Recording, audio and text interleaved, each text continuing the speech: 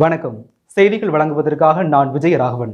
தலைப்புச் செய்தி: புதுச்சேரிக்கு மாநில அந்தஸ்து கோரி அதிமுக சார்பில் முழு அடைப்பு போராட்டம், சாலைகள் வெறிச்சோடின. இனி விரிவான செய்திகள். புதுச்சேரிக்கு மாநில அந்தஸ்து கோரி அதிமுக சார்பில் முழு அடைப்பு போராட்டம் நடைபெற்று வருகிறது. புதுச்சேரி மாநில அந்தஸ்து இல்லாததால் திட்டங்களை நிறைவேற்றுவதில் காலதாமதம் ஏற்படுவதாகவும் அதிகாரிகள் தங்கள் இஷ்டம் போல் செயல்படுவதாகவும் சமீபத்தில் முதலமைச்சர் ரங்கசாமி வேதனை தெரிவித்திருந்தார். முதலமைச்சரின் இந்த கருத்துக்கு ஆதரவும் எதிர்ப்பும் கிளம்பின. என்ஆர் காங்கிரஸ் கூட்டணி கட்சிகளிடமிருந்தும் மாற்று கருத்துக்கள் எழுந்தன. முதலமைச்சர் ரங்கசாமி மீது குற்றச்சாட்டுகளும் கூறப்பட்டன.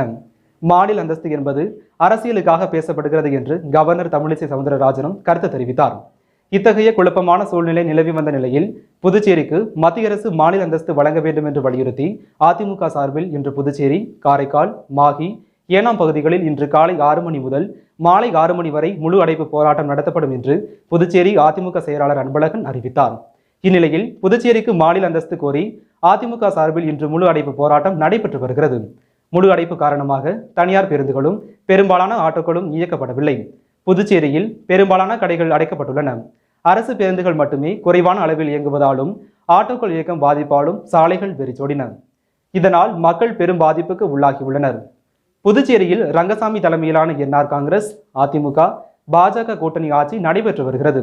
பாஜக இடம்பெற்றுள்ள கூட்டணியில் உள்ள அதிமுக புதுச்சேரிக்கு மாநில அந்தஸ்து வழங்க கோரி மத்திய பாஜக அரசுக்கு எதிராக முழு அடைப்பு போராட்டத்தில் ஈடுபட்டுள்ளதால் பாஜக மற்றும் அதிமுக கூட்டணியில் முறிவு ஏற்படலாம் என எதிர்பார்க்கப்படுகிறது. இத்துடன் செய்திகள் நிறைவடைகின்றன. நன்றி, வணக்கம்.